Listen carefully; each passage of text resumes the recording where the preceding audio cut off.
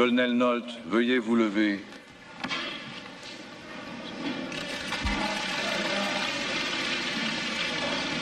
Jurez-vous solennellement que le témoignage que vous allez donner sera la vérité, toute la vérité, rien que la vérité, que Dieu vous aide.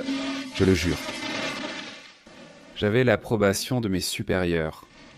C'est Ali par-ci, Ali par-là, qu'on le fasse sortir d'ici, la brute. Mais c'est le sauveur de son pays. Quand les fusils commencent à tirer... Ma mémoire a été déchirée. Si vous vouliez bien répéter la question... Êtes-vous en train de dire au comité que vous ne vous souvenez pas si, le 21 novembre, il y avait un document dans vos dossiers reflétant l'approbation présidentielle?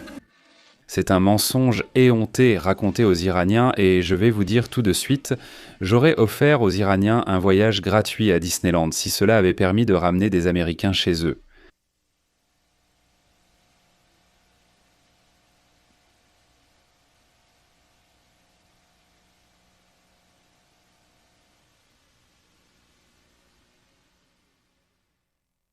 Je ne crois pas qu'une autre personne en Amérique veuille autant raconter cette histoire que moi. Merci, monsieur. Je suis venu ici pour vous dire la vérité, le bon, le mauvais et le pire. Je suis ici pour tout raconter, que ce soit agréable ou désagréable. Et je suis ici pour assumer la responsabilité de ce que j'ai fait. Je n'assumerai pas la responsabilité de ce que je n'ai pas fait. Vous ne passiez pas en revue vos dossiers pour éliminer les documents gênants? Embarrassant? Non. Des documents qui compromettraient la sécurité nationale des États-Unis, des documents qui mettraient des vies en danger, des documents qui démontreraient une action secrète sous la direction, le contrôle et la relation des États-Unis. Oui, embarrassant. Non, je ne suis pas embarrassé d'être ici. Conseil. La raison pour laquelle j'ai détruit des documents... Je veux répondre à cela. Ce n'est pas la question. La question posée est différente. Y a-t-il des documents, ou y en avait-il dans vos dossiers, auxquels vous pensiez à détruire le 21 novembre? Cela aurait-il été plus dommageable politiquement que l'un de ces mémos de diversion reflétant l'approbation présidentielle? C'est la question... La façon dont vous avez posé la question, je peux vous dire absolument pas, parce que je ne pense pas que ces documents existaient le 21 novembre. Mais selon Time, la semaine dernière, il a été dit que quelqu'un qui était associé à vous...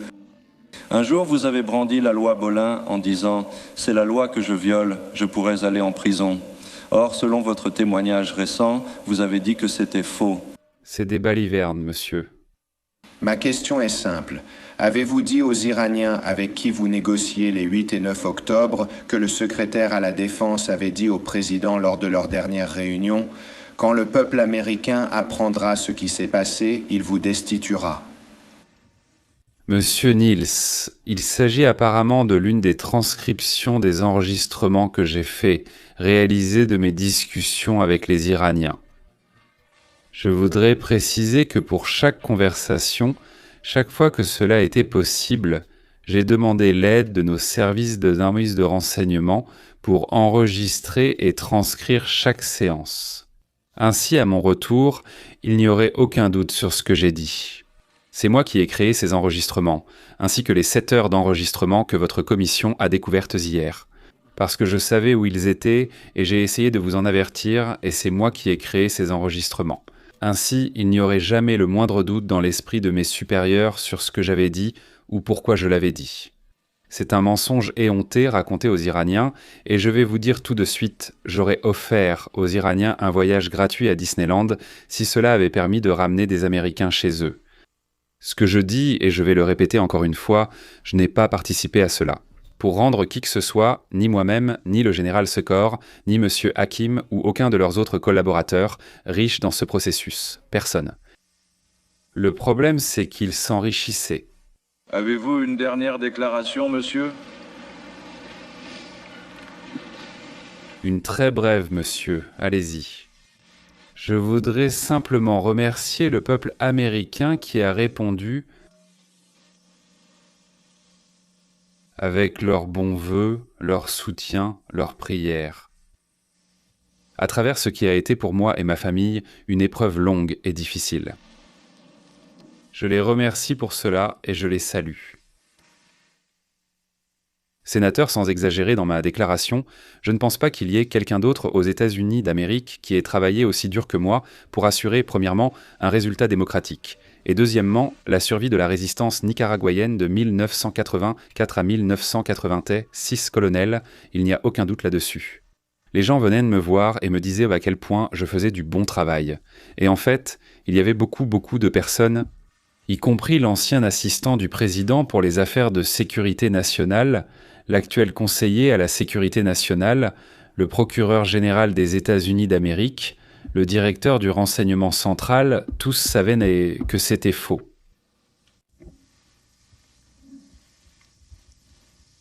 Je crois avoir répondu du mieux possible. Je ne sais pas à qui vous voulez attribuer la faute pour les recrutements. Si vous souhaitez me reprocher d'avoir embauché d'autres, cela me convient. Maintenant, vous avez participé à fournir le numéro de compte bancaire à Elliot Abrams pour la sollicitation de Brunei, n'est-ce pas?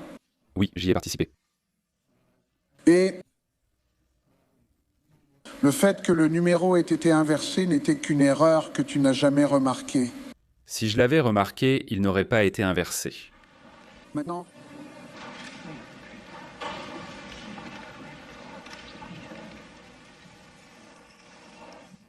Conseil, je n'ai toujours pas vu cette carte. Je voudrais souligner que ma secrétaire, et comme je l'ai indiqué hier, je crois, n'a pas seulement reçu le don de la beauté du bon Dieu, mais elle avait de l'intelligence. Et je pense que le comité a eu l'occasion de constater qu'elle faisait très peu d'erreurs.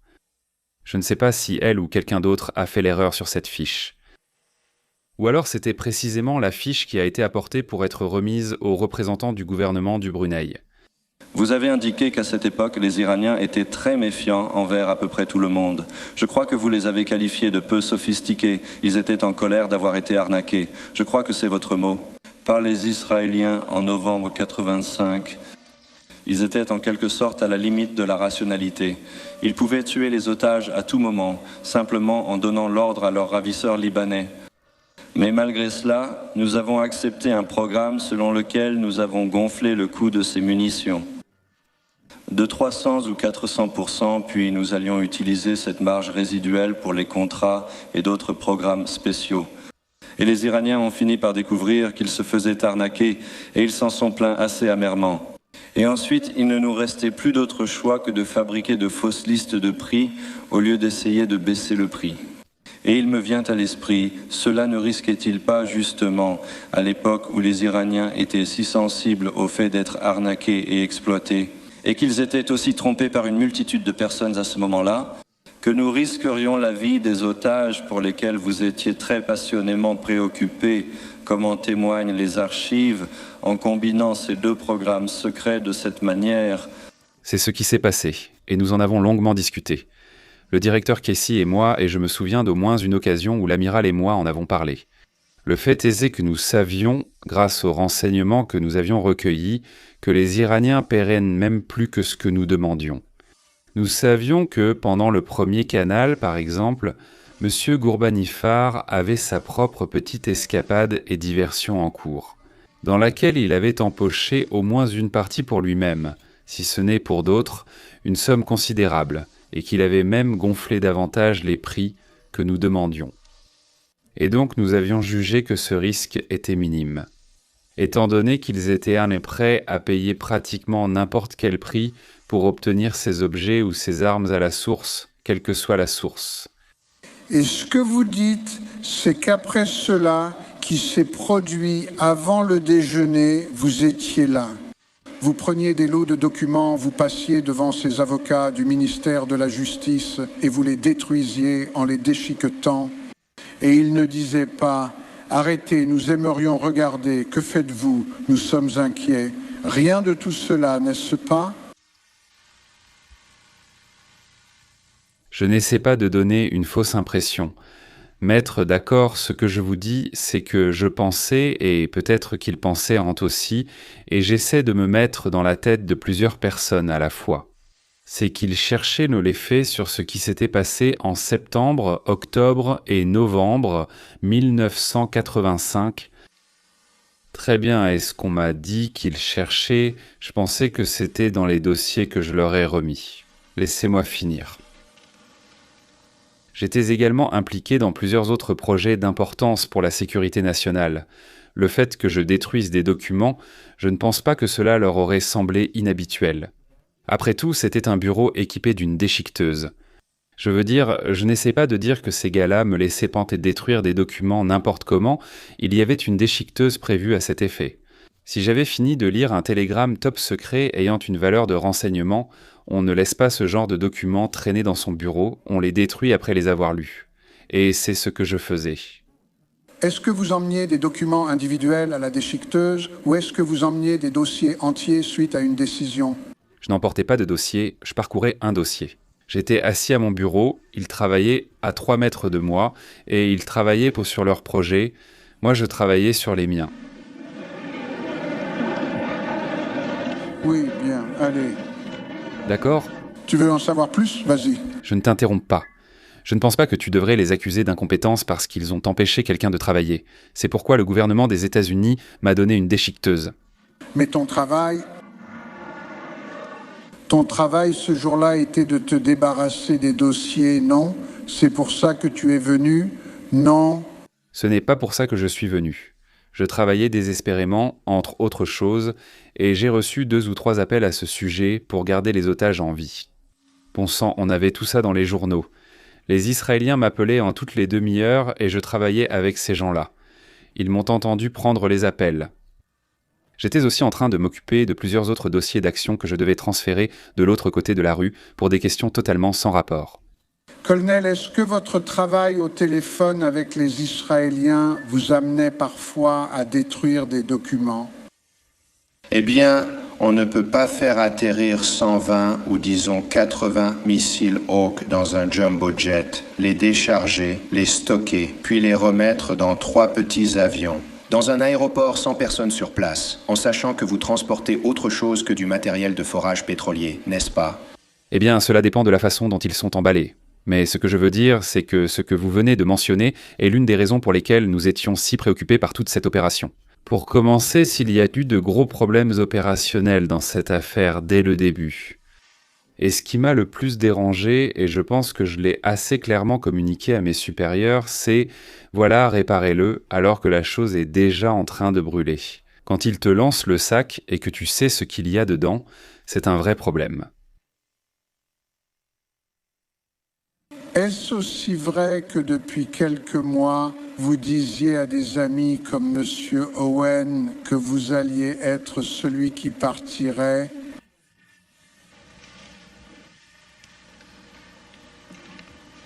Il se peut bien que je l'ai fait.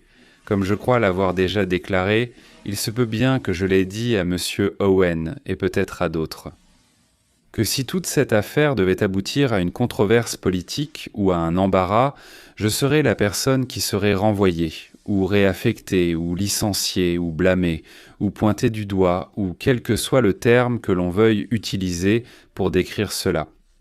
Lui avez-vous demandé, amiral Poindexter, pourquoi n'avez-vous pas discuté de cela avec le président? Non. Pourquoi pas? Je n'ai pas l'habitude de remettre en question mes supérieurs. S'il a estimé inutile de demander au président, j'ai obéi sans discuter et agi. C'est ce que font les lieutenants-colonels. Je n'ai aucun problème avec ça. Je ne crois pas que ce que nous avons fait, même dans ces circonstances, soit mal ou illégal. Je vous l'ai dit, je croyais que c'était une bonne idée et je le pense toujours, maître. Vous êtes-vous demandé pourquoi, si c'était une bonne idée, le président des États-Unis vous a renvoyé à cause de cela? Je veux être clair sur un point, maître. Ce lieutenant-colonel ne va pas contester une décision du commandant en chef, pour qui je travaille toujours, et je suis fier de travailler pour ce commandant en chef.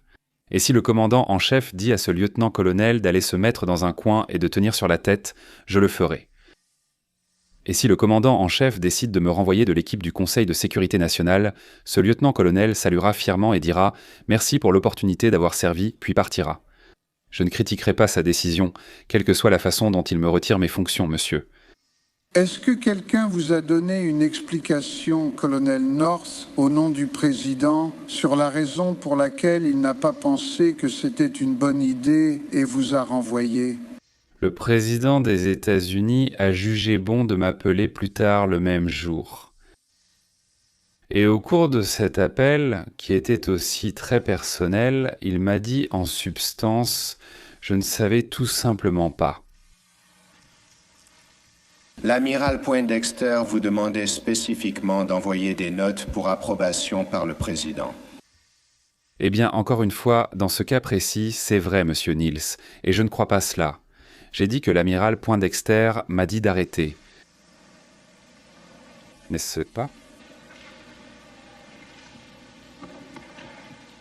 Où sont ces mémorandums? Quel mémorandum? Les mémorandums que vous avez envoyés à l'amiral Poindexter pour obtenir l'approbation du président? Eh bien, ils sont probablement dans ces dossiers à ma gauche que je n'ai même pas encore consultés. Et si j'essaie de deviner, je vais me tromper. Je pense avoir détruit la plupart de ces documents. Les ai-je tous détruits? Je ne veux pas paraître désinvolte, mais... Eh bien, c'était justement ma prochaine question. Colonel North, n'est-il pas vrai que vous les avez détruits? Je crois que oui. Une fois les documents détruits, vous étiez là dehors, sans aucune garantie que quelqu'un vous soutiendrait. Est-ce juste de dire cela? C'était le plan, je veux dire, il était prévu que je sois là dehors, je veux dire, et tout s'était passé comme prévu selon le plan. Jusqu'à environ 12h05 l'après-midi le lendemain, ou plusieurs jours après. Et le moment où le plan a changé, c'est quand l'enquête criminelle a été annoncée. Eh bien, je ne sais pas où, ni dans l'esprit de qui d'autre, le plan a changé. Maître. Je sais que lorsque j'ai entendu les mots « enquête criminelle » ou « comportement criminel », quels que soient les mots utilisés lors de la conférence de presse ou peu après, C'était certainement profond à ce moment-là. Mon état d'esprit a changé considérablement. Et il n'y avait probablement pas une autre personne sur la planète Terre aussi choquée que moi d'apprendre que quelqu'un pensait que c'était criminel. Et je peux vous dire ça. Ce choc a été amplifié quand j'ai appris plus tard qu'il y aurait un procureur indépendant, et encore plus amplifié quand j'ai été. Le seul nom mentionné dans l'ordre de nomination de ce procureur indépendant, la seule personne sur la planète Terre nommée dans cet ordre de nomination, Conseil. Je pense que chaque centime restant devrait aller à la résistance nicaraguayenne pour faire économiser quelques dollars aux contribuables. Nous avons posé la question à M. Hakim, qui en a le contrôle, et il n'a pas accepté cela. Donnez-moi 10 minutes avec M. Hakim. Vous pensez qu'avec 10 minutes, vous pouvez convaincre M. Hakim de remettre ces 8 millions? Si je pouvais rencontrer quelqu'un sans avocat autour, je pourrais, monsieur.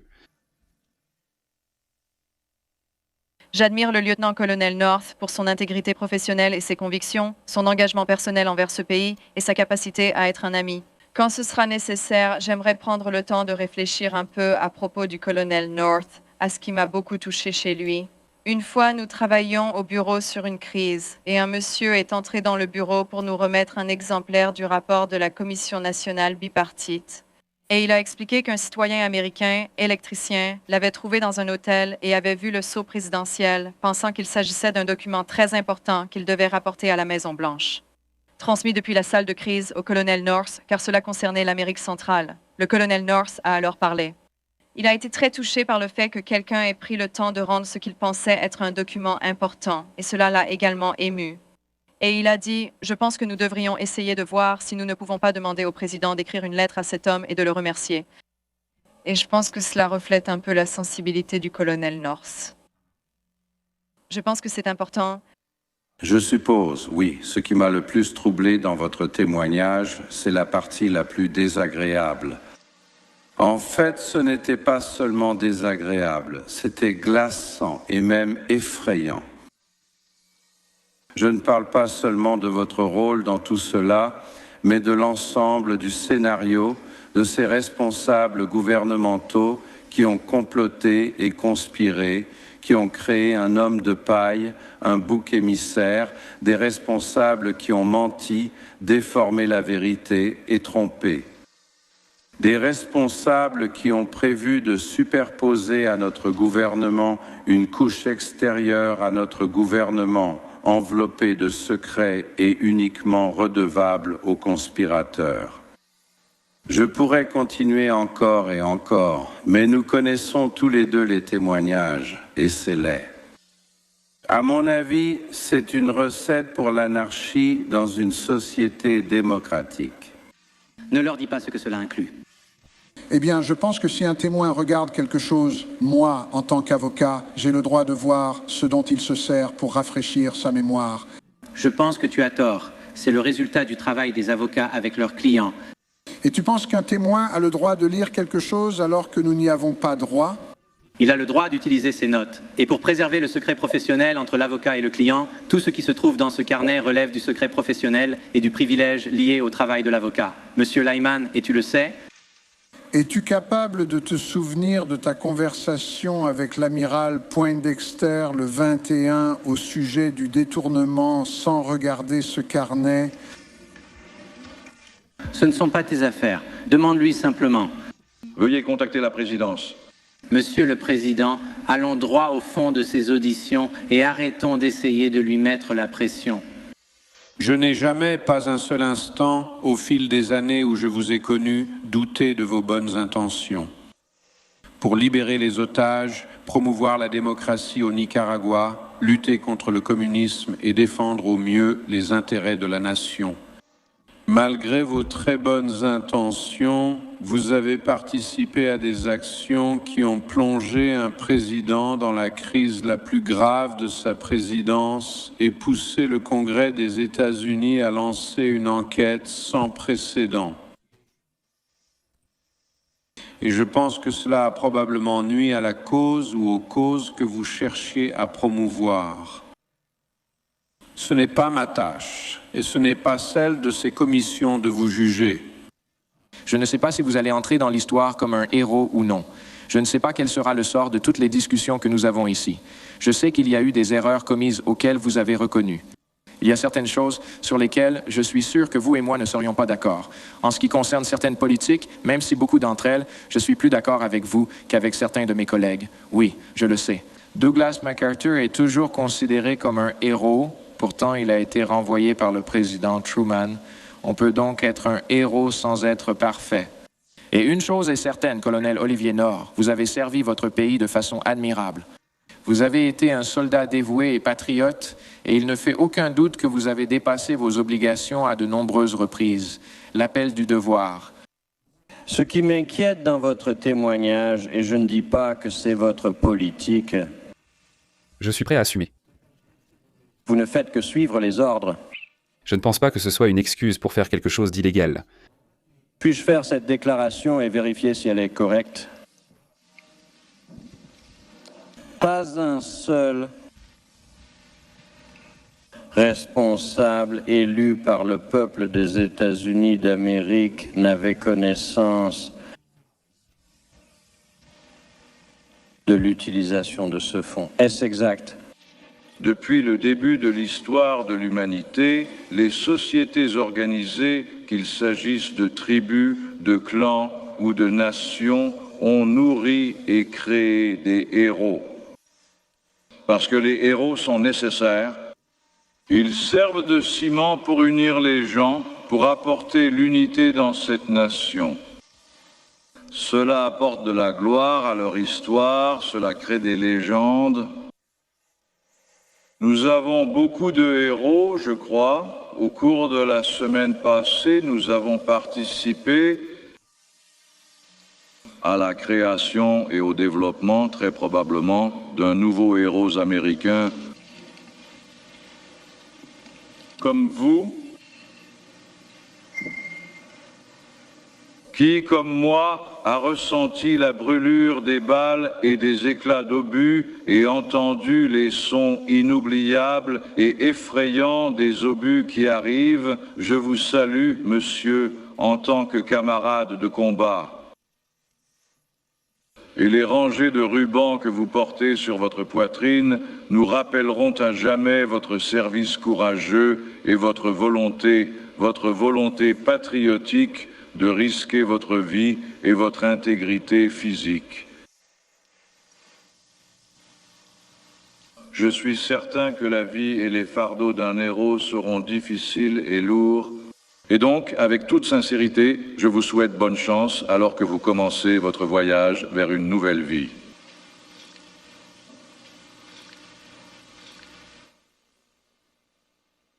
Et une question à laquelle le peuple américain aimerait connaître la réponse est: qu'est-ce que le président savait au sujet du détournement des recettes provenant des ventes d'armes à l'Iran? À propos des contrats, pouvez-vous nous dire ce que vous savez à ce sujet, monsieur? Nous venons de faire un grand saut depuis l'avion de monsieur Hasenfuss. Comme je l'ai dit à cette commission il y a plusieurs jours, et si vous me le permettez, monsieur le conseiller, je vais résumer brièvement ce que j'ai dit. Je n'ai jamais personnellement discuté de l'utilisation des résidus ou des profits provenant de la vente d'armes américaines à l'Iran dans le but de soutenir la résistance nicaraguayenne. Avec le président, je n'en ai jamais parlé avec lui, et il ne m'en a jamais parlé non plus durant toute ma période au sein du Conseil de sécurité nationale. Pendant toute la durée de mon mandat au Conseil de sécurité nationale, j'ai supposé que le président était au courant de ce que je faisais et qu'il l'avait approuvé par l'intermédiaire de mes supérieurs. J'ai sollicité l'approbation de mes supérieurs pour chacune de mes actions, et cela est bien documenté. Je supposais, lorsque j'avais l'autorisation d'agir de la part du juge Clark, de Bud McFarlane ou de l'amiral Poindexter, qu'ils avaient effectivement sollicité et obtenu l'approbation du président. À ma connaissance, l'amiral Poindexter ne m'a jamais dit qu'il avait rencontré le président au sujet de l'utilisation des fonds résiduels provenant des ventes à l'Iran pour soutenir la résistance nicaraguayenne, ou qu'il avait discuté des fonds résiduels ou des profits destinés au contrat avec le président, ou qu'il avait obtenu l'approbation spécifique du président, ni qu'il m'avait dit que le président avait approuvé une telle transaction. Mais encore une fois, je tiens à réitérer que tout au long, je crois que le président avait effectivement autorisé une telle activité. Aucune autre personne avec qui j'ai été en contact pendant mon mandat à la Maison-Blanche ne m'a dit qu'elle avait jamais discuté de la question des fonds résiduels ou des profits avec le président. À la fin du mois de novembre, 2 autres événements se sont produits en lien avec cette question. Aux alentours du vendredi 21 novembre, j'ai demandé directement à l'amiral Poindexter « Le président est-il au courant ?» Il m'a dit qu'il ne l'était pas. Et le 25 novembre, le jour où j'ai été réaffecté au corps des Marines des États-Unis, le président des États-Unis m'a appelé. Au cours de cet appel, le président m'a dit en substance que je ne savais tout simplement pas. Je crois personnellement que cette nation doit être capable de mener des opérations secrètes niables. Je crois que ce président, comme tous les présidents, doit avoir la capacité de se dissocier de ses activités, et que le rôle des États-Unis doit rester caché ou niable et ne pas être révélé. C'est après tout l'essence même de ces opérations. Une partie d'une opération secrète consiste à offrir une négation plausible de l'association du gouvernement des États-Unis avec l'activité. Une partie consiste à tromper nos adversaires, une autre à s'assurer que les personnes qui prennent de grands risques en menant ces activités ne soient pas davantage mises en danger. Toutes ces raisons sont bonnes et suffisantes pour détruire des documents. Et c'est pourquoi le gouvernement achète des broyeuses par dizaines et les donne aux personnes qui mènent des opérations secrètes, pas pour qu'ils puissent avoir des souvenirs pratiques. Je suis venu ici pour vous dire la vérité, pour dire à vous, à cette commission et au peuple américain la vérité. J'essaie de le faire, monsieur Niels, et je n'apprécie pas qu'on insinue que j'aurai un trou de mémoire commode, comme d'autres ont pu en avoir. Nous leur avons dit de ne pas s'inquiéter, que nous ne divulguerions rien. J'ai transmis ce message sur instruction. Maintenant, ma réponse concerne la protection des individus. la protection du rôle des gouvernements étrangers et la protection de la nature du soutien à la résistance nicaraguayenne. Je veux dire, après tout, si nous avions annoncé dans les journaux, au Conseil, que nous construisions un aérodrome dans un pays d'Amérique centrale pour soutenir la résistance nicaraguayenne, et dit au peuple américain, et malheureusement, si nous l'avions dit au Congrès, cela serait devenu public et les sandinistes l'auraient soit reçu. Donc, vous avez déjà témoigné que Izvestia en avait parlé. Izvestia n'en a pas parlé. Les journaux en avaient parlé, nos journaux en parlaient. Mais eux n'en parlaient pas dans le secrétaire. Qu'est-ce que vous dites? Les sandinistes n'étaient pas au courant de l'opération de ravitaillement? Je vous dis que les sandinistes ignoraient à quelle heure les avions décollaient en jour et nuit. Le Congrès a-t-il demandé à quelle heure du jour ou de la nuit les avions décollaient? Non, mais c'est ce que le général. Puis-je vous demander si vous souteniez les contrats pendant la période où une loi l'interdisait? Le Conseil l'interdisait, excusez-moi. Monsieur le Président, il y a eu 2 interruptions à ce moment-là. Et je sais que les avocats peuvent parfois s'emporter et poser des questions à toute vitesse. Mais je demande que nous soyons particulièrement attentifs à permettre au témoin de terminer sa réponse. Cette question a été portée à mon attention. Maître, poursuivez. Vous avez refusé au Congrès les faits. Vous avez refusé aux représentants élus de notre peuple les faits dont ils avaient besoin pour prendre une décision très importante pour cette nation.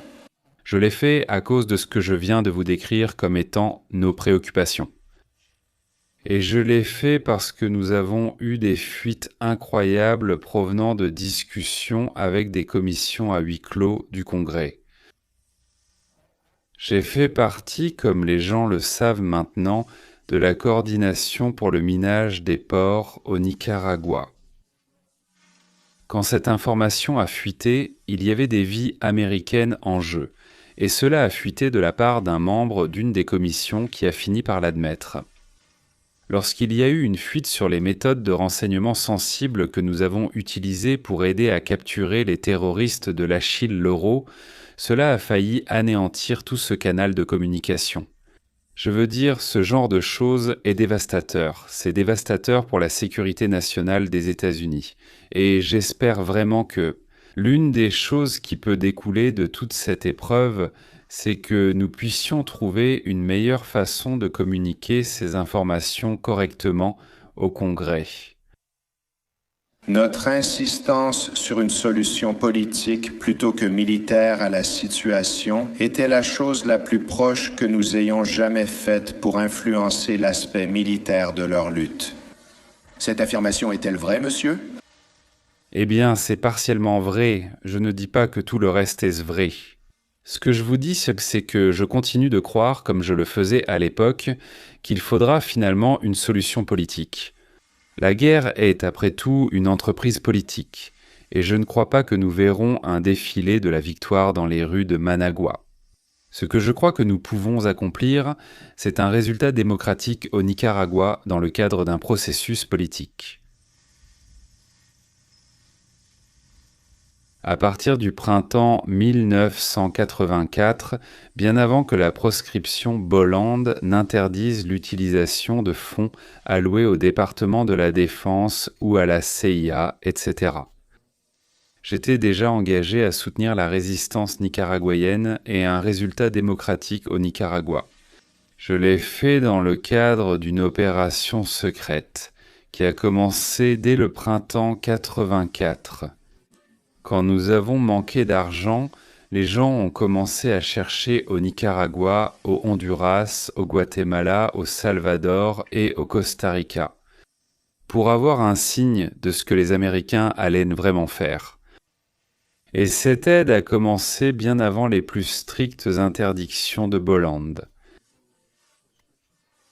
Et oui, cela a été mené secrètement, et cela a été fait de manière à ce que les chefs d'État et la direction politique au Nicaragua.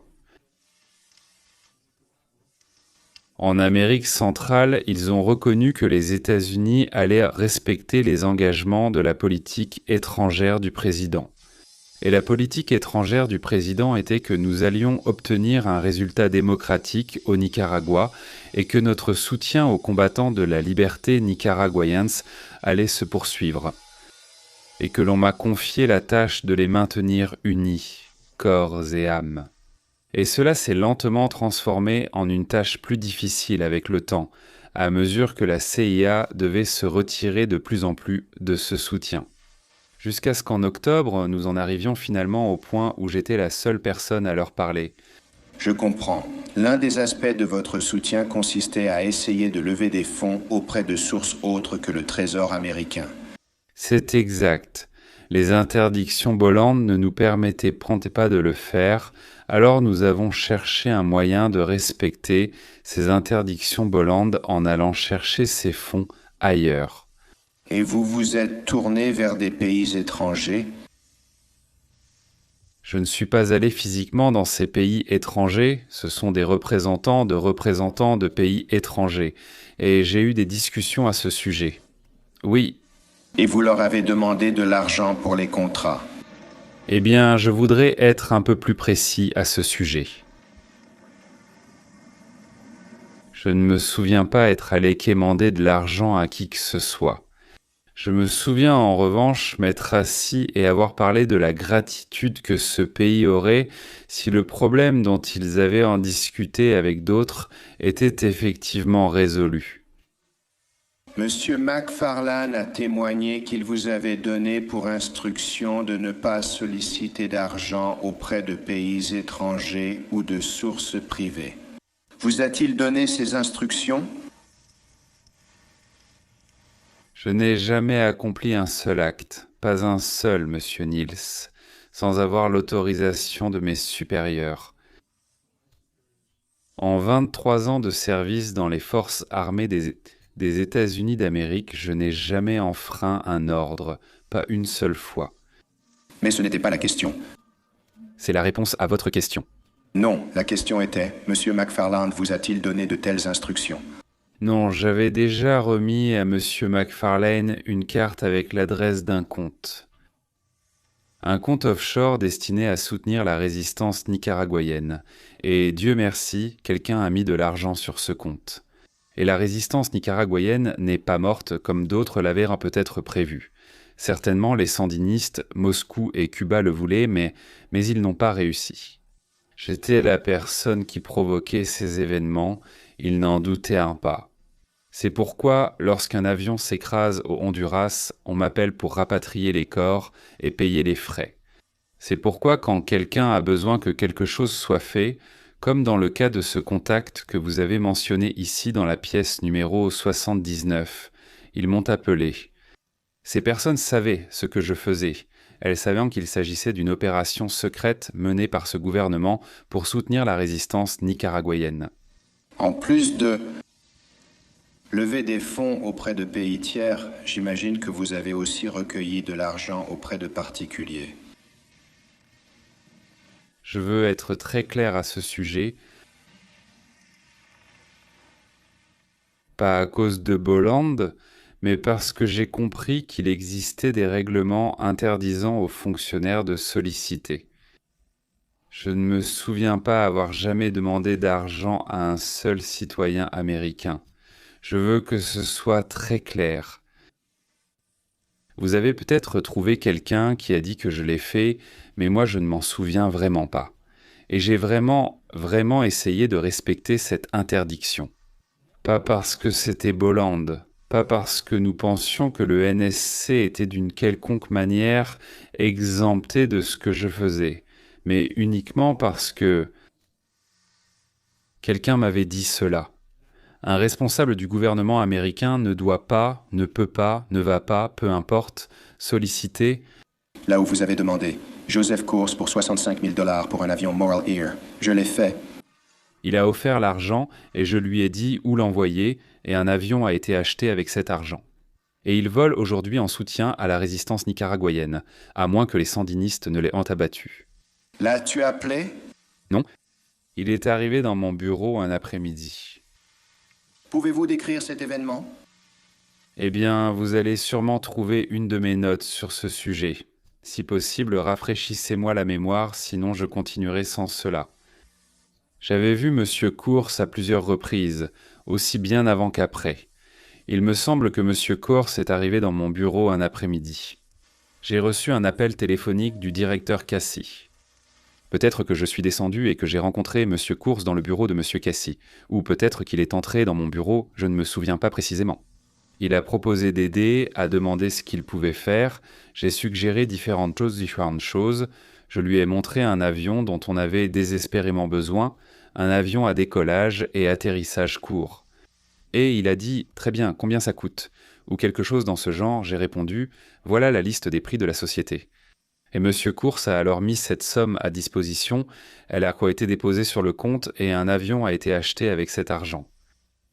Mais je ne lui ai pas demandé cet argent, c'est lui qui l'a proposé.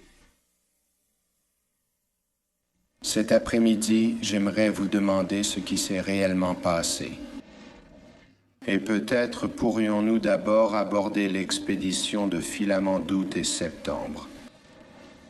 Et je pense que cela pourrait être très utile, si vous pouviez simplement décrire au comité quelle était votre compréhension et votre rôle dans cette transaction au moment où elle a eu lieu. Le feriez-vous, s'il vous plaît, monsieur? L'expédition d'août et septembre 85 est celle à laquelle je crois que vous faites référence. C'est exact.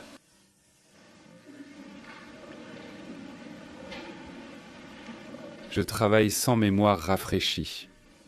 Laissez-moi faire de mon mieux pour me souvenir de cette période. J'ai eu plusieurs réunions avec Monsieur Le Din, ce qui a conduit à une ou deux réunions avec 2 citoyens israéliens, des citoyens privés, puis une réunion ultérieure, si je me souviens bien, avec Monsieur Gourbanifar. Cela, à son tour, a conduit à une réunion avec Monsieur Kimke, et je crois que tout cela a eu lieu avant l'expédition de septembre. Monsieur Kimke et Monsieur McFarland ont ensuite eu une réunion. Si je me souviens bien, et j'étais au courant, je pense, en raison des renseignements sensibles à l'époque, que les Israéliens étaient effectivement impliqués dans une transaction. Je ne connaissais pas à l'époque la nature exacte de cela, je ne crois pas, mais je ne le savais pas. En conséquence, on s'attendait à ce qu'un ou 2 otages américains soient libérés. On m'a demandé de prendre des précautions pour cette éventualité. Nous l'avons fait. Le révérend Weir a été récupéré comme nous nous y attendions, conduit vers un navire américain, puis peu après amené dans une installation militaire américaine, ici aux États-Unis. Je l'ai rencontré et j'avais avec moi une lettre du président, lui demandant de lui apporter toute l'aide possible et transmettant les vœux du président à l'occasion de sa libération. Je ne me souviens pas précisément de beaucoup d'événements survenus entre-temps, bien que je crois avoir eu une autre rencontre avec M. Gourbanifar. Mon prochain souvenir très précis concerne la série d'appels téléphoniques que je vous ai décrite vers le 17 novembre. Je voudrais vous interrompre et vous poser quelques questions au sujet de la transaction Tau, si vous le permettez. D'abord, qui sont les 2 citoyens israéliens? Monsieur Schwimmer et Monsieur Nimradi. Les réunions que vous avez décrites avec Monsieur Ledin, Monsieur Schwimmer, Monsieur Nimradi et Monsieur Gobanifar étaient-elles des réunions où il a été question d'armes? Je crois que oui, en effet. Et d'otages? Oh oui. Mais on a aussi discuté des objectifs plus larges d'une ouverture avec l'Iran, l'opportunité de mettre fin au terrorisme fondamentaliste chiite. Quelle était votre autorité pour participer à ces réunions? L'autorité de M. McFarland comme membre du Conseil de sécurité nationale. Donc, cela signifie que M. McFarland savait pour ces réunions et les avait autorisées. J'ai tenu M. McFarlane informé de celle-ci. Oui, je l'ai fait, normalement par le biais du système de transmission, je crois. Aviez-vous compris que M. McFarlane avait déjà eu des réunions similaires lui-même avec les 2 citoyens israéliens, M. Gourbanifar ou M. Kimke? J'en suis venu à comprendre, et je ne suis pas sûr exactement quand, que M. McFarlane et Monsieur Kimke s'était rencontré à plusieurs reprises. Et en outre qu'il y avait eu, à ce moment-là, je pense vers octobre ou novembre, qu'il y avait en fait eu des discussions à ce sujet avec le président. Je n'ai participé à aucune discussion avec le président. Mais on m'a dit à un moment donné que le président avait autorisé ces transactions israéliennes à aller de l'avant. Au cours de l'été, en juillet, puis à un moment donné en décembre, alors que j'étais à l'étranger, il y a eu des réunions à la Maison-Blanche entre plusieurs membres du cabinet, au cours desquelles, apparemment, ces questions ont été discutées. Et par la suite, une décision a été prise, donnant une ratification rétroactive à ce qui s'était déjà passé, et les membres du cabinet étaient également au courant de la proposition au fur et à mesure qu'elle avançait. Pour moi, il s'agissait de servir nos intérêts en obtenant une percée stratégique avec l'Iran, en établissant des contacts avec des éléments modérés ou pragmatiques au sein de l'Iran. Et je crois cela. Je pense que c'était dans notre intérêt. Je pense que c'est toujours dans notre intérêt que si nous avons un moyen d'établir une sorte de relation stratégique avec ce pays, cela sert nos intérêts. Et donc, si je me souviens bien, la discussion a commencé sur un ton très philosophique, mais elle a rapidement dépassé ce stade au fil de plusieurs semaines. Pour discuter des activités spécifiques qui permettraient cette percée, je suppose, et j'essaye de me mettre à la place de quelqu'un d'autre. Ce qu'il voulait faire, c'était obtenir notre reconnaissance, notre acquiescement, notre accord pour fournir ces matériaux qu'il ne pouvait autrement pas déplacer, légalement ou correctement. Pourriez-vous simplement reprendre l'histoire de l'envoi des Hawks en commençant par cet appel que vous avez reçu de l'officiel israélien et nous dire, avec vos propres mots, ce dont vous vous souvenez? Nous savons que l'histoire est plus complexe que l'envoi des Thor. Vous pouvez compter sur moi pour poser des questions après votre histoire. Très bien, monsieur. Il me semble que le 17 novembre, j'ai reçu un appel téléphonique dans la soirée d'un responsable israélien qui se trouvait à New York, m'indiquant qu'il y avait un problème. Ensuite, je crois que, alors que j'étais encore en ligne avec lui, j'ai reçu un appel de monsieur McFarlane. Ma note prise à l'époque indique que les deux appels étaient au minimum consécutifs. Je pense que c'était un appel de monsieur Rabin. C'est exact. Et quel était le problème? À ce moment-là, il n'est pas entré dans les détails et a seulement mentionné un problème d'expédition ou de mouvement lié au projet que je connaissais. J'ai ensuite reçu un appel de M. McFarlane depuis l'Europe, me disant que M. Rabin allait appeler. Je lui ai dit avoir déjà parlé à M. Rabin. Il a répondu « Occupe-toi de ce problème ». C'était un appel téléphonique transatlantique en ligne ouverte, si je me souviens bien, et donc, d'après mes souvenirs, j'ai pris l'avion immédiatement pour aller parler avec M. Rabin. Il a ensuite envoyé plusieurs de des représentants du ministère de la Défense pour discuter avec moi. C'est à cette période que j'ai compris ce qu'on essayait réellement de transférer. Maintenant, il se peut que j'en ai déjà su une partie grâce à des renseignements sensibles, mais l'ensemble des paramètres m'a été exposé par M. Rabin et ses représentants. Si je me souviens bien, le directeur du renseignement central était hors de la ville. Et dans mes discussions qui ont suivi avec les représentants du ministère de la Défense, ils ont précisé qu'il y avait un problème de réapprovisionnement, en plus de résoudre le problème immédiat d'obtention. Les Hawks, dont le nombre initial devait être de 120, ont quitté Israël en passant par un pays européen, puis ont continué vers l'Iran. Il y avait le problème du réapprovisionnement des missiles TOW, qui avaient été expédiés en août et septembre. Si je me souviens bien, j'ai passé plusieurs coups de téléphone au ministère de la Défense à mon interlocuteur. Je crois qu'à ce moment-là, c'était soit M. Cook, soit le général Powell, en essayant de déterminer le coût d'un système Hawk, le coût d'un système Tau. Il y a eu une période assez longue pendant laquelle tout cela a été réglé. J'ai également pris à ce moment-là une décision avec l'approbation de l'amiral Poindexter et de M. McFarland. Et j'ai demandé au général Secord de se rendre en Europe pour voir ce qu'il pouvait faire pour arranger la situation.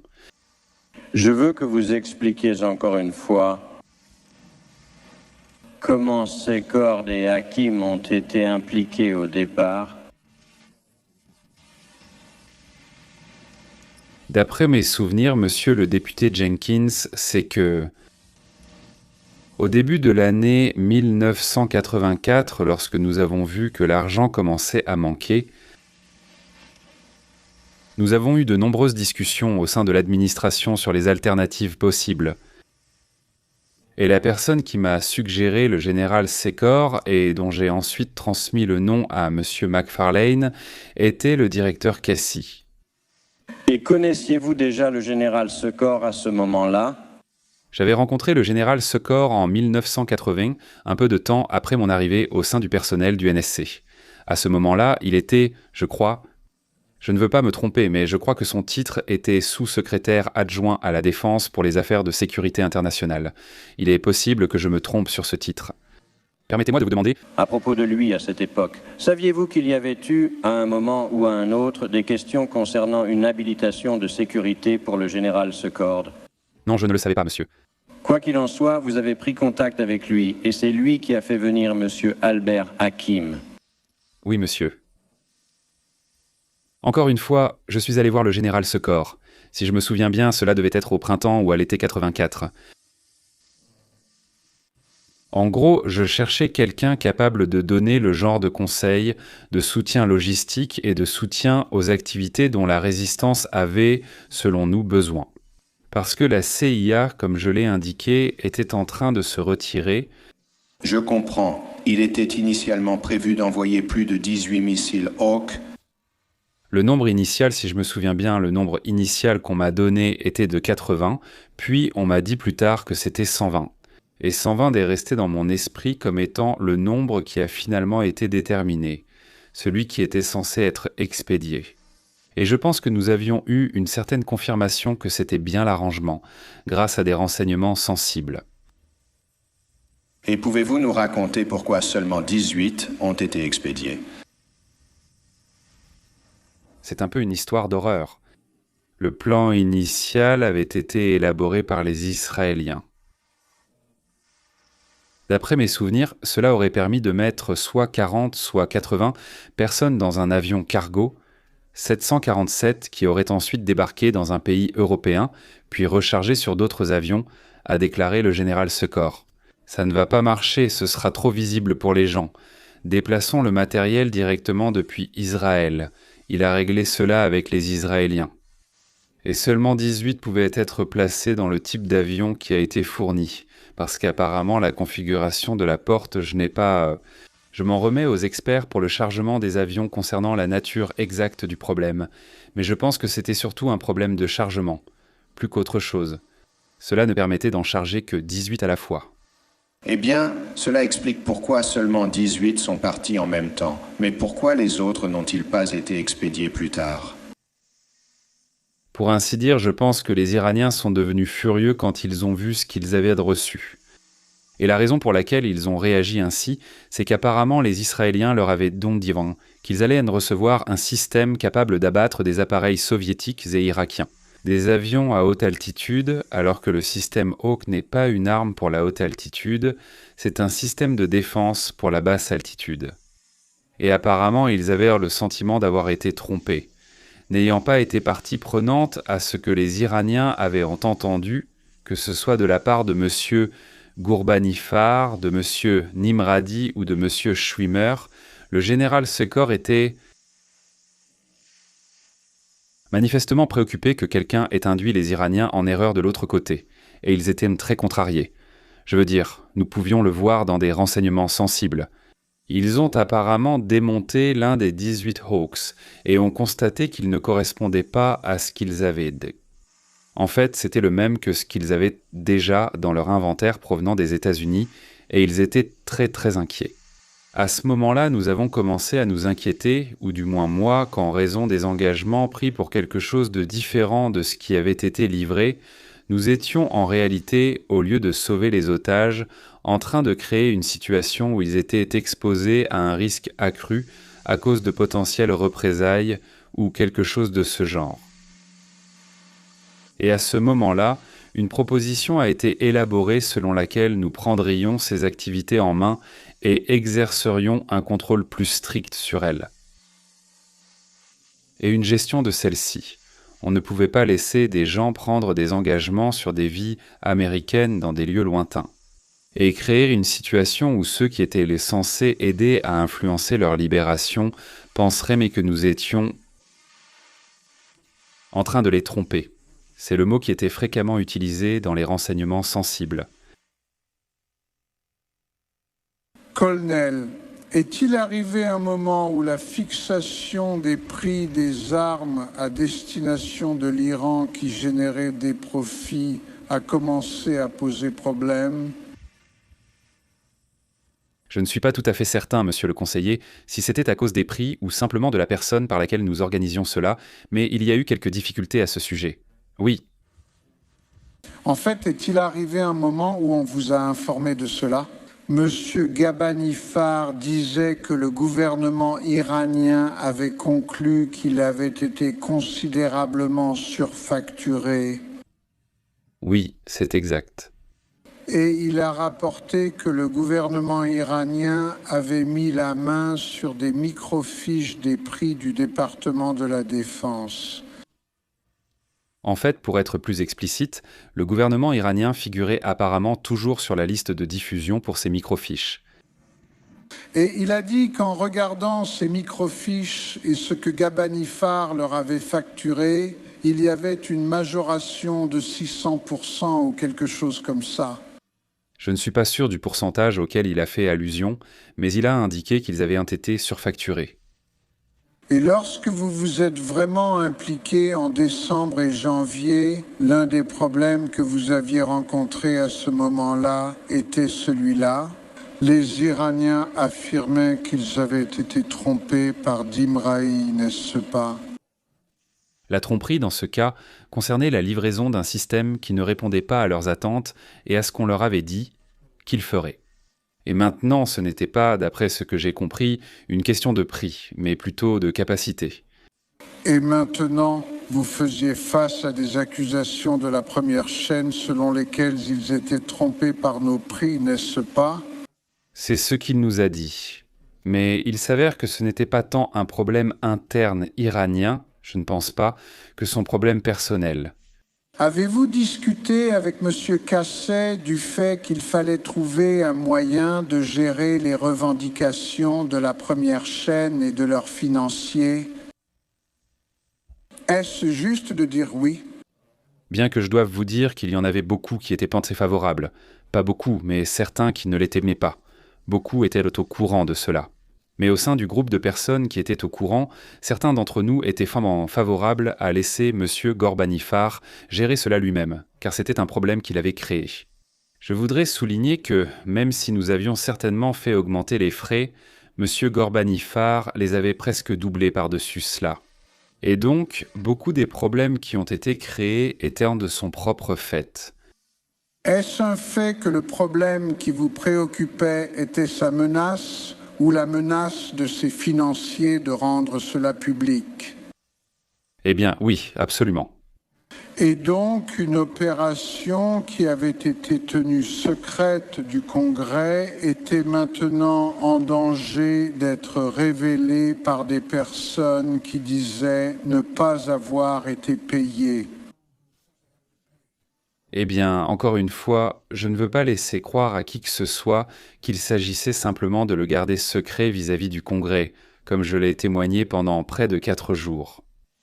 C'était une opération qui devait rester secrète à tous les niveaux, et il ne s'agissait pas simplement de la cacher au Congrès. Quand je dis que c'était une opération clandestine, c'est pour toutes les raisons que j'ai évoquées concernant la nécessité du secret et des opérations clandestines. Mais quand vous dites secret à tous les niveaux, seriez-vous d'accord avec moi pour dire qu'au minimum, les personnes suivantes étaient au courant de notre implication ? Premièrement, M. Gabanifar. Certainement, il en est à l'origine. Les Israéliens. Certains membres du gouvernement israélien. Les responsables du gouvernement iranien sur la première chaîne. Oui.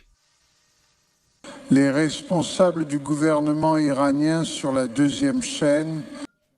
C'est exact.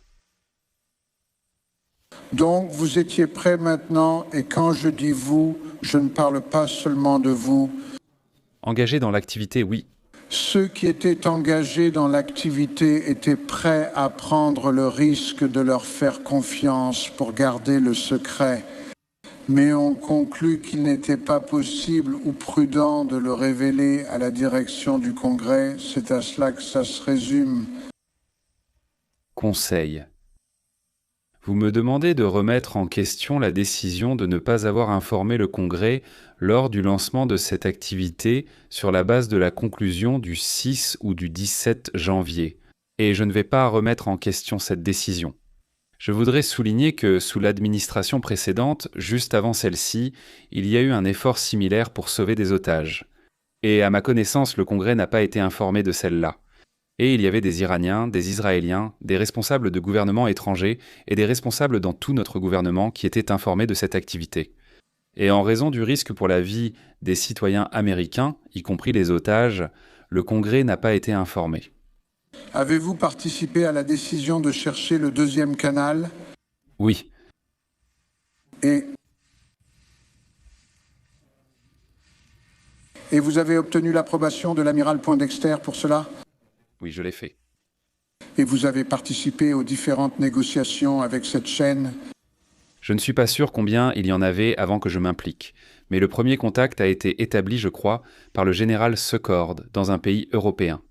Il l'a évalué, a fait un rapport, et si ma mémoire était bonne, nous avons ensuite eu une réunion ici, aux États-Unis.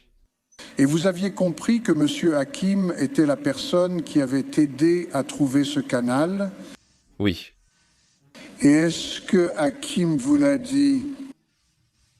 Une réserve de 2 millions de dollars avait été mise de côté afin de faire des paiements pour la deuxième chaîne? Eh bien, comme nous en avons discuté hier soir, et je crois même pendant la journée.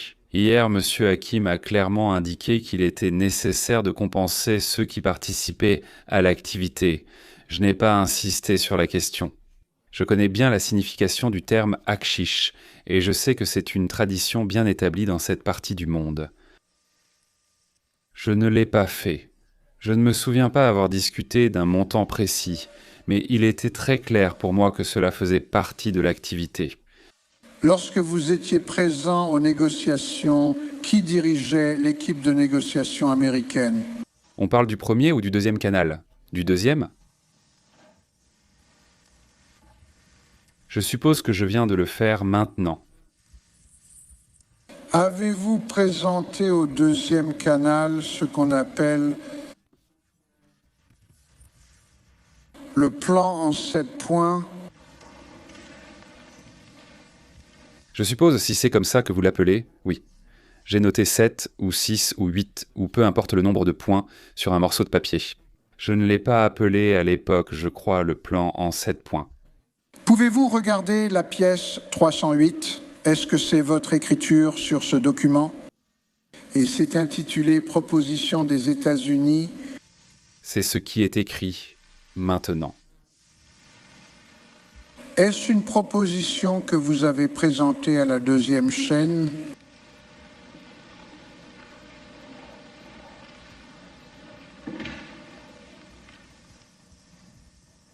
Je suis sûr que c'était le cas.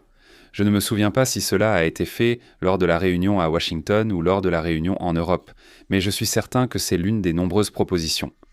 Toutes que j'avais enregistrées sur bande par l'Agence centrale de renseignement ou par moi-même avec le matériel de l'Agence centrale de renseignement, afin qu'il n'y ait jamais, au grand jamais, le moindre doute sur ce que je disais, promettais ou m'engageais à faire. Maintenant, colonel, avant de leur faire vos propositions, avez-vous obtenu l'autorisation de quelqu'un concernant ce à quoi vous alliez, comme vous venez de le dire, vous engager ou leur présenter? En termes généraux, oui, et comme vous pouvez le voir, l'une des conditions était la libération de tous les otages américains, tout en haut de la liste.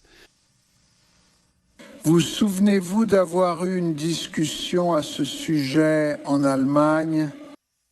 Eh bien, comme je l'ai dit, je pensais que c'était peut-être ce que j'avais présenté lors de l'une des réunions. Aux États-Unis, en Allemagne, à Genève, à Paris et dans les autres endroits où nous étions. Cela a été identifié et a été produit par M. Hakim comme ayant été présenté en Allemagne. La date y figurait-elle pour que je vérifie le planning ? Il n'y en avait pas, vous devrez peut-être le faire. Je ne crois pas que l'endroit soit si important.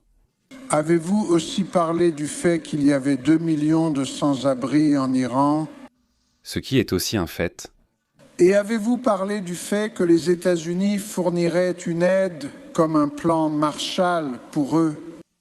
J'ai parlé du fait qu'ils devraient dépasser la question d'échanger quelques armes contre quelques personnes vivantes, et que le but de notre initiative était une réouverture avec l'Iran, et que le président des États-Unis partageait ses préoccupations. Le fait que j'ai exagéré ma relation avec le président des États-Unis afin de faire avancer cette initiative, je l'ai déjà reconnu. En fait, dans ce pays, nous avons toujours exprimé notre préoccupation pour ce genre de questions. Et en réalité, si nous avions pu dépasser là où nous en étions et établir une relation avec l'Iran, je suis convaincu que nous aurions pu faire quelque chose pour les millions de sans-abri en Iran, ainsi que pour les centaines de paraplégiques partiels et ceux qui ont besoin de prothèses des deux côtés de cette guerre. Avez-vous tenu des propos de ce genre comme ceux que vous venez d'exprimer auprès de ce gouvernement ? Oui, ils sont désormais sur l'enregistrement. Colonel, vous avez parlé du fait que vous vous êtes retrouvé très impliqué dans la gestion d'une opération secrète. Vous êtes-vous retrouvé maintenant très impliqué dans une mission diplomatique ? Mon objectif principal, comme cela figure également sur la bande et dans les notes que j'ai envoyées à mes supérieurs, mon objectif principal était de trouver un moyen d'établir un contact, afin qu'un haut responsable américain, et les noms de ces responsables figurent dans les notes que j'ai envoyées à mes supérieurs, puisse éventuellement avoir une rencontre avec des hauts responsables iraniens. Que cela serait politiquement faisable pour les deux parties de pouvoir le faire, et les noms de ces responsables figurent dans les notes que j'ai envoyées. La suggestion que le vice-président ou le secrétaire d'État rencontre des hauts responsables iraniens dans le but de mettre fin à ce terrible conflit, qui se trouve être la plus grande guerre sur la planète Terre en ce moment, serait dans le meilleur intérêt de notre pays et des deux leurs. Nous avions désespérément besoin d'un traducteur. Comme je l'ai indiqué plus tôt, il n'y avait aucun traducteur disponible au sein de la CIA à ce moment-là qui pouvait fournir ce genre de service. Je ne parlais pas le farsi. Les Iraniens avec qui nous parlions parlaient évidemment le farsi, mais pas l'anglais. Donc je ne voulais pas avoir à me fier aux traductions fournies par M. Ghorbanifar. Et quand j'ai mentionné cela au général Secord, il me semble qu'il a dit « Eh bien, je vais faire venir Albert Hakim, dont je connaissais peut-être déjà le nom à ce moment-là. » Mais en tout cas, M. Hakim est venu et a servi d'interprète pour ces réunions. Très bien. Et c'était la réunion à laquelle vous avez témoigné où les 7 points ont été discutés pour la première fois avec la première chaîne ? Non, monsieur, d'après mes souvenirs, la question des 7 points a été abordée avec la deuxième chaîne un peu plus tard. Maintenant, à l'époque où vous aviez demandé M. Hakim sur la suggestion du général Secor et rencontré la première chaîne, c'était en fait à M. Hakim la seule personne de notre côté. C'est vous qui vous occupiez du voyage et qui parliez le farsi ? Oui, c'était lui. Eh bien, le général Secor parle un peu le farsi. Il a servi en Iran et il en parle un peu. J'espère que je ne l'insulte pas, mais je ne pense pas qu'il le parle aussi bien que M. Hakim. Avez-vous pris le temps de réfléchir, et je sais que vous avez demandé l'approbation de votre supérieur, que la seule personne qui négociait pour les États-Unis d'Amérique avec l'Iran et qui a finalement obtenu l'accord était un citoyen privé qui avait un intérêt financier substantiel dans l'issue de ces négociations. Je ne pense pas avoir dit cela à l'amiral Poindexter. Non, monsieur. Et cela n'a jamais préoccupé l'amiral Poindexter ni vous-même. Eh bien, et il se peut bien, député Jenkins, que j'ai été très imprudent. Et j'ai certainement, même si cela a été difficile, et même si cela a été douloureux par moments, dit au comité ce que j'ai fait. Honnêtement, j'ai considéré cela comme une motivation pour faire en sorte que cela réussisse. Et qu'il avait des intérêts qui allaient au-delà de sa prochaine promotion, ou de retourner recevoir une distinction de la part de son patron. Qu'en fait, cela offrait une plus grande chance de réussite ultime. Je savais dès la mi-octobre que mon mandat au Conseil de sécurité nationale touchait à sa fin. J'ai eu de longues discussions à ce sujet avec le directeur Cassie, j'en ai parlé à l'amiral Poindexter, je crois même en avoir parlé à M. McFarlane. Et je me tenais là, à côté de mon coffre-fort, et j'en sortais des documents pour les examiner. Et de temps en temps, j'en glissais un dans la déchiqueteuse qui se trouvait juste à côté de mon coffre-fort. Si je me souviens bien, ma secrétaire est alors venue vers moi et m'a dit « Pourquoi faites-vous cela ? Vous savez, vous pourriez travailler sur la chronologie ou sur autre chose. Laissez-moi vous aider ou quelque chose dans ce genre. » Elle m'a alors demandé « Qu'en est-il des journaux d'appel téléphoniques et des choses qui vous appartiennent personnellement ?» Et j'ai dit qu'il devrait probablement partir. Et il me semble que la majeure partie de cette pile d'environ 1,5 pied, ou peu importe comment elle a été décrite dans les témoignages précédents, était composée de journaux d'appel téléphoniques. Des éléments qu'on m'avait dit durant mon mandat au Conseil de sécurité nationale, qui m'appartenaient exclusivement, ainsi que les notes du professeur que je considérais aussi comme personnelles. Des communications profondément personnelles entre mes collègues et moi, et dans certains cas mes supérieurs, et je lui ai demandé de les mettre dans la déchiqueteuse parce que je considérais que cela m'appartenait. Elle n'était pas vraiment liée à cette activité, mais elle n'avait nulle part où aller et devait en finir à la déchiqueteuse. Et donc ce qui a été créé, c'est cette histoire sensationnelle, vous savez, d'une destruction horrible de dernière minute désespérée, et ce n'était pas du tout ça. Vous aviez déjà détruit cela. Je pensais avoir tout détruit. C'est exact, monsieur Niels. Et le fait que vous ayez détruit toute une pile de documents l'après-midi du vendredi 21 novembre, juste après avoir appris que les gens du procureur général viendraient examiner les documents le matin, est une pure coïncidence. Ce n'était pas lié à la venue des gens du procureur général ce week-end pour examiner les documents. Est-ce votre témoignage ?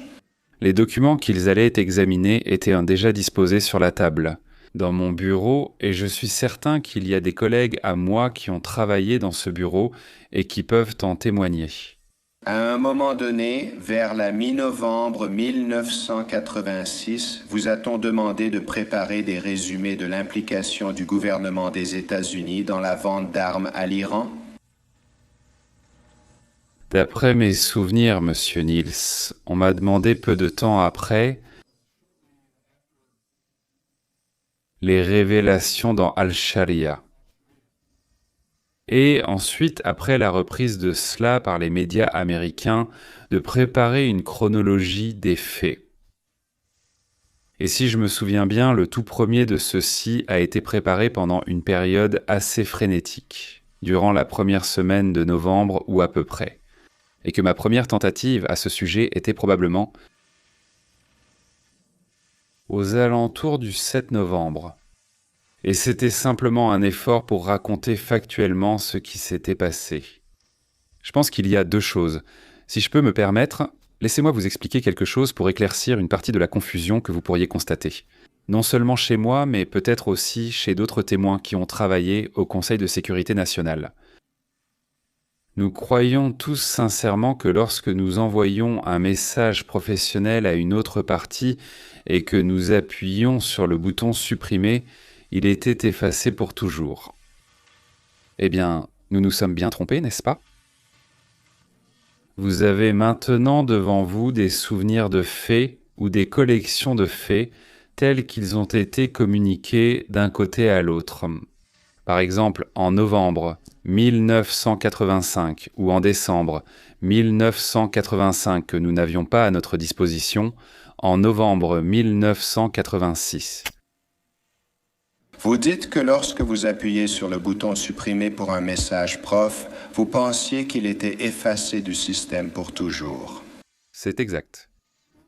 Vous dites aussi que si c'était effacé du système, vous pouviez faire comme si cela n'était jamais arrivé. Ce n'est pas ce que j'ai dit.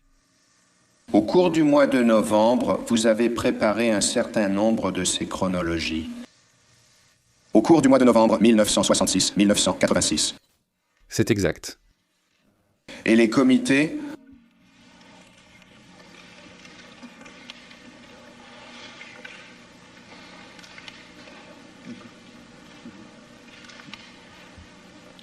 Les comités ont un certain nombre de ces chronologies qui nous ont été remises, qui ont été obtenues auprès de votre bureau à la Maison-Blanche.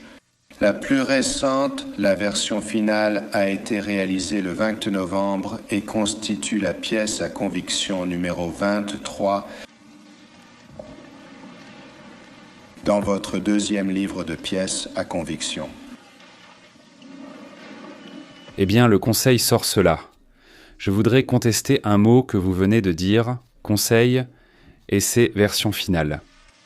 Je ne crois pas qu'avant mon départ, une version finale ait jamais été faite ou complétée. Vous souvenez-vous que le lundi matin, le 24, la déchiqueteuse était pleine et débordait? Je ne me rappelle pas si c'était un lundi, mais je me souviens que c'est arrivé. Vous souvenez-vous avoir détruit des documents pendant l'heure du déjeuner le 22 lorsque les représentants du bureau du procureur général étaient partis déjeuner? Je me souviens avoir détruit des documents pendant qu'ils étaient là, en train de lire des documents. Vous les détruisez en leur présence? Eh bien, je veux dire, ils étaient assis dans mon bureau et la déchiqueteuse était juste à l'extérieur et je suis sorti pour détruire des documents. Juste quelques feuilles de papier, non? Pardon? Ce serait plus que quelques feuilles de papier. C'est une déchiqueteuse rapide, elle les avale vite. Je ne veux pas prendre ça à la légère. Mais ils étaient dans mon bureau à lire, et dès que je finissais un document, je disais « on n'en a plus besoin ». Je me levais pour le déchiqueter, ils entendaient la déchiqueteuse devant la porte. Je ne veux pas prendre ça à la légère. Que tu montais là-haut et que tu prenais les documents qu'ils avaient fini de lire. Non, non, non, je veux être très clair. Ils étaient assis dans mon bureau et vous avez maintenant vu un schéma de ce bureau somptueux au sous-sol, au 3e étage de l'ancien DOB. Il était accroché quelque part ici sur le mur et le bureau que j'avais était dans le coin de mon bureau.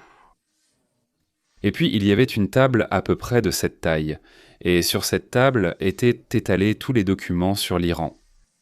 Et je travaillais à mon bureau sur d'autres choses, en train de ranger des dossiers sur plein de sujets.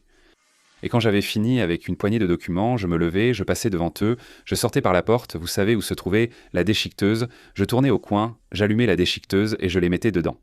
Est-ce aussi vrai que pendant plusieurs mois, vous disiez à des amis comme M. Owen que vous alliez être celui qui allait partir?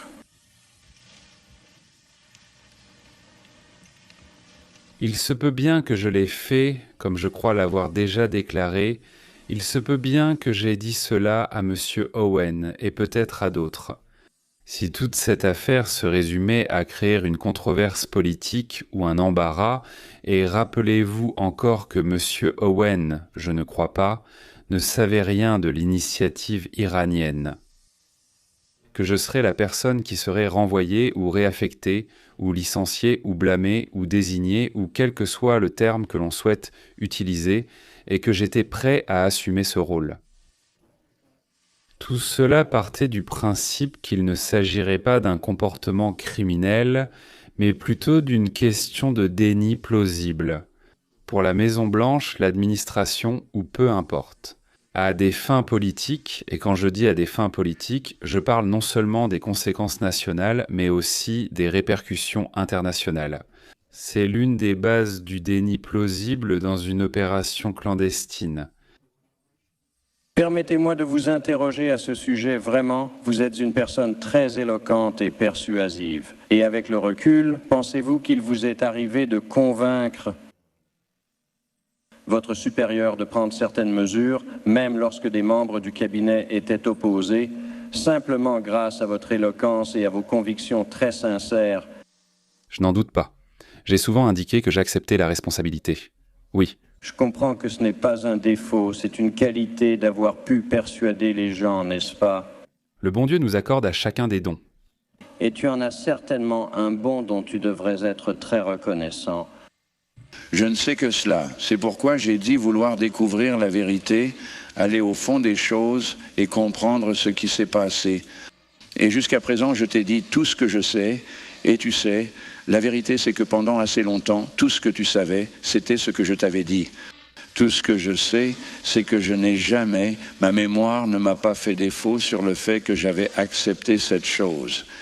La seule chose dont je ne pouvais pas me souvenir, c'était à quel moment on m'avait demandé.